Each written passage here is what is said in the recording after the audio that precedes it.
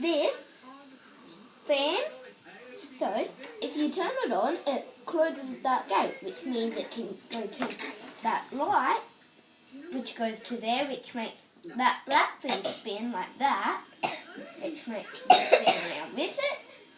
And then it goes, look, to there, which makes this light bulb go there, and it all transforms from the batteries, and it can go like that. So it's just like a gate.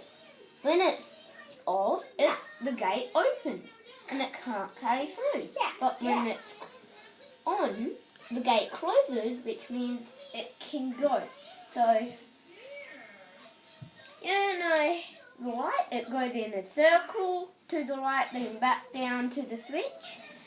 But then, if you turn it off, it makes that go like that, and then it can't keep on going through there, which makes the light turn off. But if you turn it on, the gate goes like that, and you can get through. No, just stop being silly.